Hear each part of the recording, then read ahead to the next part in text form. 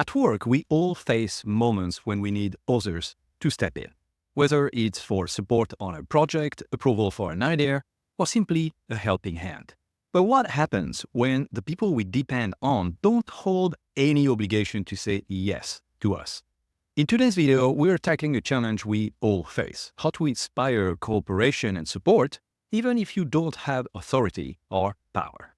We'll explore why humans are hardwired to help, the reasons they sometimes resist, and strategies to build genuine influence without a title. Ready to unlock the secrets of ultimate collaboration? Then open your arms. Hey, my name is Greg from Renew. I'm a master coach helping people, teams, and organizations to know themselves, design their future self, and become their future selves. Renew and I are here to help you live a life where you have control. Imagine a world where every person fends for themselves. No cooperation, no trade, no teams, just isolated individuals trying to survive. Not only does this sound exhausting, but it's also impossible. Humans are hardwired for codependence. And that's not a flaw, it's our greatest strength and part of our design. From the moment our ancestors first formed tribes, codependence was the glue that held them together. Hunting a mammoth or a large animal wasn't a one-man job. It required trust, planning, and teamwork. Cooperation increased survival rates, and over millennia, our brains evolved to crave connection and collaboration. And everything that we've built as a civilization wouldn't exist without this collaboration. Think of collaboration like a spider's web. Each strand is strong but fragile on its own. Together, they create a structure capable of capturing opportunity and withstanding challenges. Do you know that the human brain releases oxytocin, which is a chemical linked to trust and bonding, when we cooperate with others? Evolution shaped us into social beings because mutual dependence led to shared success. Alone we survive, together we thrive. Codependence exists at every level of human interaction. At the smallest scale, in families, parents and children depend on one another not just for care, but for purpose and emotional support.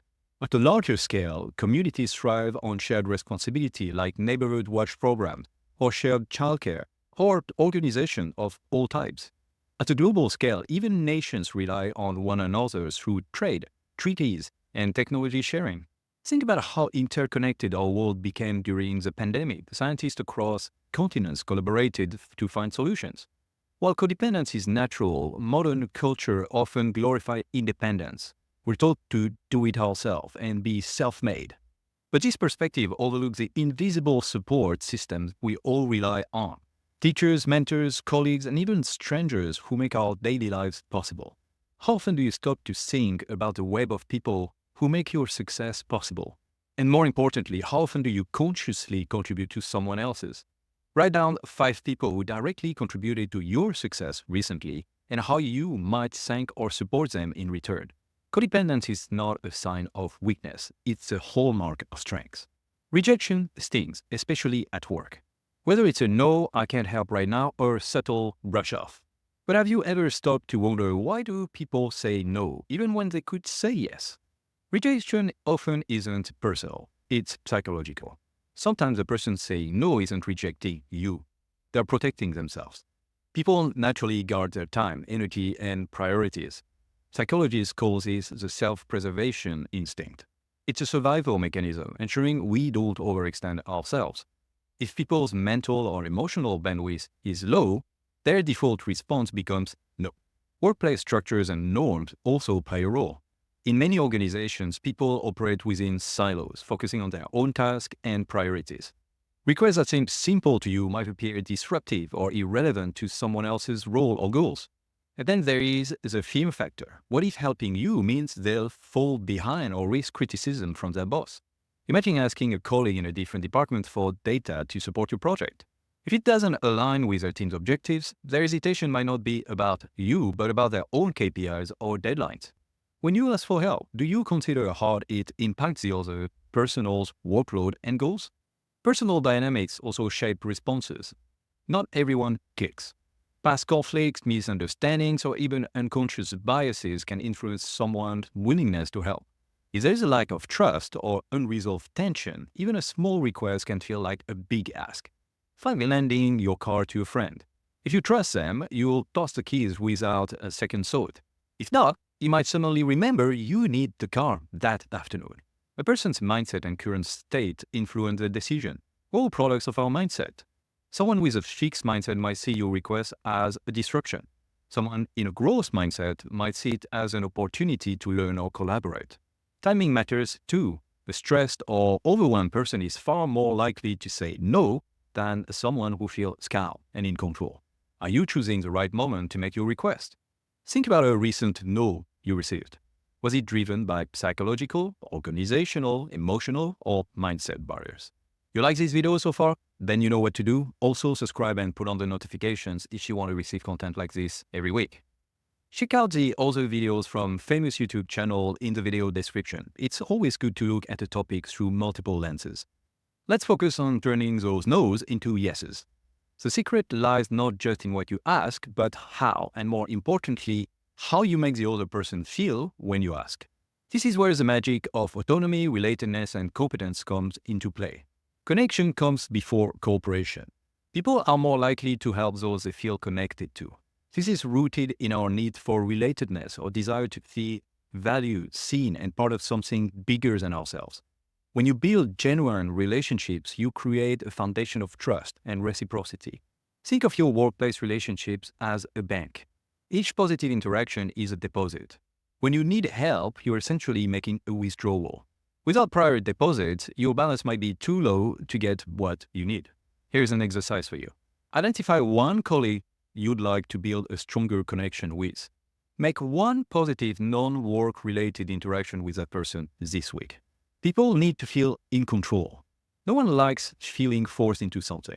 That's because autonomy, the need to feel independent and self-directed, is a basic human drive. When making a request, frame it as a choice, not an obligation. Instead of saying, I need this done by tomorrow, try, could we work together to get this done by tomorrow? Let me know is a better way to approach it. This shifts the conversation from a demand to a collaboration. Imagine being asked to join a dance. You're more likely to step in if it feels like an invitation rather than a shove onto the floor. How do you frame your request? Are you giving others the freedom to say yes in their own way? Helping others feel capable inspires action. Everyone has a need for competence, to feel skilled, capable, and valued for it. When asking for help, shows that you recognize their expertise and believe in their ability to contribute. Instead of saying, can you help me with this? Try, your expertise in this area could make a major difference. Would you be willing to lend your insights? You're not just asking for help, you're validating their value. Try it yourself. For your next ask, reframe it with a show of recognition for the person's skills. Show the why behind your request. People are more likely to help when they understand the bigger picture. Why does your request matter? How does it benefit them, the team, or the organization? When framing your ask, focus on the outcome. By helping with this report, you'll give our team the data we need to ace this presentation. Highlighting the impact turns a task into a meaningful contribution. Help others before you ask for help. Humans have an innate sense of fairness. When you're generous with your time or support, people are more likely to reciprocate. Offer to assist a colleague with their project or share resources that could make their job easier. When the time comes to make your own ask, they'll feel naturally inclined to say yes. What's one small way you can help someone at work this week without expecting anything in return? Timing is everything. Even the best requests can fail if they're made at the wrong time. Observe the other person's workload and emotional state before you approach them. Think of your request like planting a seed. If the soil is dry and rocky, the seed won't take root. Wait for the soil to be fertile, the right mood and mindset to ensure success. A tip: people are more likely to say yes at the beginning of the day. That is when we have the most mental energy. Don't even try it at the end of the day. Much more about the concept of autonomy, relatedness, and competence in this video here. Quick wins are great, but lasting success comes from long-term influence. Influence that isn't about authority, but about trust, consistency, and a genuine commitment to others. Trust accelerates everything. Stephen M. R. Covey, in his book The Speed of Trust, described trust as the ultimate currency in relationships and organizations.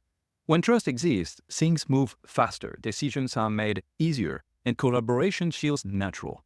Without trust, every interaction is slower, costlier, and more complex.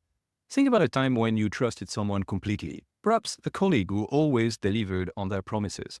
Didn't it feel easier to collaborate with them compared to someone who left you guessing? Build trust by focusing on these 4 elements.